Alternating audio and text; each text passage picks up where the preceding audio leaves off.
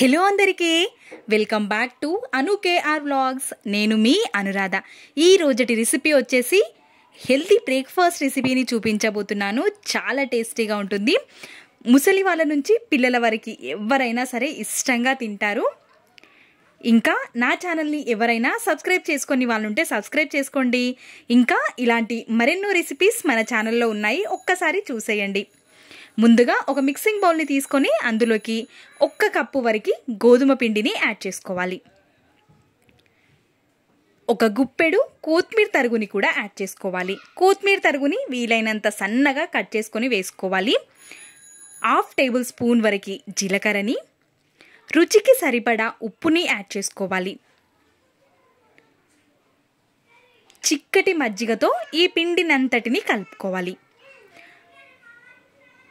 మజ్జిగని కొద్దిగా వేస్తూ పిండిని కలుపుకోవాలి. పిండి మరీ లూజ్గా కూడా అవ్వనివ్వకుండా కొంచెం సాఫ్ట్గానే ఉండే విధంగా పిండిని కలుపుకొని తీసుకోవాలి.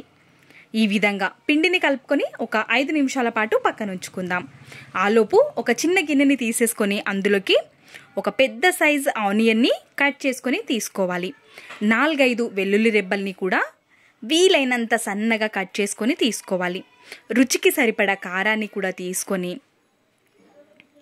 రుచికి సరిపడా ఉప్పుని వేసుకోవాలి. మనం పిండిలో కూడా వేసుకున్నాం కాబట్టి చూసుకొని యాడ్ చేసుకోవాలి. 1/2 టేబుల్ స్పూన్ వరకు పసుపు, ధనియా పౌడర్, గరం మసాలాని కూడా యాడ్ చేసుకొని ఈ స్పైసెస్ అన్నీ ఉల్లిపాయ ముక్కలకి మంచిగా పట్టే విధంగా చేత్తో కొంచెం ప్రెస్ చేస్తూ కలుపుకోవాలి. మనకి ఉల్లిపాయ ముక్కల నుంచి కొంచెం వాటర్ అనేది ఊరుతుంది కాబట్టి స్పైసెస్ అన్నీ మంచిగా పట్టుకుంటాయి. ఈ విధంగా మొత్తం కలిపేసుకొని ఇప్పుడు కొద్దిసేపటి వరకు పక్కన ఉంచుకుందాం. ఆలోపు పిండి కూడా మనకి మంచిగా సెట్ అయిపోయింది. ఇప్పుడు పిండిని ఇంకా కొద్దిసేపు మర్దన చేసుకొని కిచెన్ ఫ్లోర్ పైకి తీసేసుకొని చిన్న పీసెస్గా కట్ చేసుకొని తీసుకోవాలి. ఈ విధంగా ఒకేసారి మనం అన్ని రోల్ చేసి పెట్టుకోవడం వల్ల ఈజీ అయిపోతుంది చేసుకోవడానికి. ఇక్కడ నేను తీసుకున్న పిండికి ఒక 6 అనేవి వచ్చాయి నాకు. చపాతీ లాగా రోల్ చేసుకోవాలి. మరి మందంగా కాకుండా కొంచెం పల్చగానే చేసుకోవాలి చపాతీని. ఇప్పుడు 1 టేబుల్ స్పూన్ వరకు ఆయిల్ని కూడా చపాతీ పైన వేసి చపాతీ మొత్తం ఆయిల్తో స్ప్రెడ్ చేయాలి.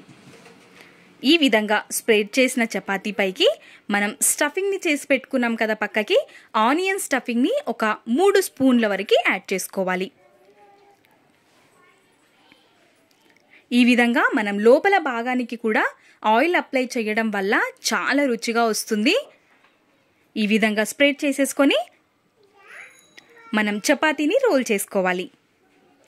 మనం చేసుకున్న చపాతీ పల్చగా ఉండాలి, అప్పుడే రుచిగా ఉంటుంది. లోపల వరకు కాలుతుంది చపాతీ అనేది. కాబట్టి ఇప్పుడు మనం ఎడ్జెస్ని కట్ చేసుకోవాలి. ఎడ్జెస్లో మనకి పిండిగా ఉంటుంది కాబట్టి కొంచెం లావుగా అవ్వకుండా తొందరగా వేగే విధంగా ఉంటుంది కాబట్టి ఎడ్జెస్ని కట్ చేసుకోవాలి.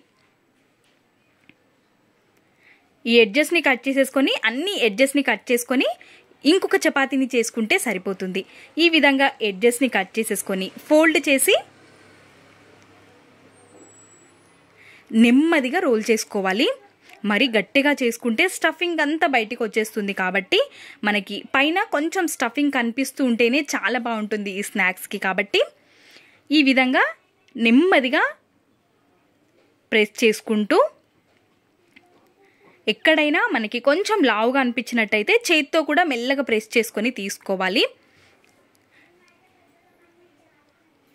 మనకి ఆనియన్లో నుండి వాటర్ ఊరుతుంది కాబట్టి అప్పటికప్పుడే కాల్ చేసుకోవాలి. లేదంటే వాటర్ ఊరి మనం ఎక్కడ పెట్టినా అతుక్కపోయే ఛాన్స్ ఎక్కువగా ఉంటుంది. ఇప్పుడు చేసిన వెంబడే మనం కాల్చుకోవాలి. ఒక ప్యాన్ని స్టవ్ పైకి పెట్టేసుకొని 1 స్పూన్ వరకు ఆయిల్ని వేసుకొని ప్యాన్ మంచిగా వేడిగా అయిన తర్వాత మనం చేసి పెట్టుకున్న చపాతీని వేసేసుకోవడమే. ఈ రెసిపీని మనం స్నాక్గా కానీ బ్రేక్ఫాస్ట్గా కానీ తీసుకోవచ్చు. చాలా ఈజీగా అయిపోతుంది, ఎక్కువ టైం కూడా పట్టదు. హెల్తీ రెసిపీ కాబట్టి తప్పకుండా ట్రై చేయండి. మీకు ఇష్టమైతే పైన నెయ్యిని కానీ నూనెని కానీ వేసుకోవచ్చు. ఎక్కువ ఆయిల్ కూడా పట్టదు. నేను మంచిగా కనిపించడం కోసం మాత్రమే ఇంత ఆయిల్ని వేశాను. నిజానికి ఇంత ఆయిల్ కూడా పట్టదు. మీకు ఇష్టమైతే వేసుకోండి, లేదంటే లేదు. అన్నిటినీ ఇదే విధంగా తీసేసుకొని రైతాతో కానీ దేంతో సర్వ్ చేసుకున్నా చాలా టేస్టీగా ఉంటుంది. ఉత్తిది కూడా తినేయొచ్చు. ఈ వీడియో మీకు ఎలా అనిపించిందో మీ వాల్యుబుల్ ఫీడ్బ్యాక్ని కమెంట్ సెక్షన్లో నాతో షేర్ చేసుకోండి. ఇలాంటి మరెన్నో రెసిపీస్ మన ఛానల్లో ఉన్నాయి. అను కేఆర్ వ్లాగ్స్ ఛానల్ని విజిట్ చేయండి. మీకు తప్పకుండా నా రెసిపీస్ నచ్చుతాయి. Thanks for watching.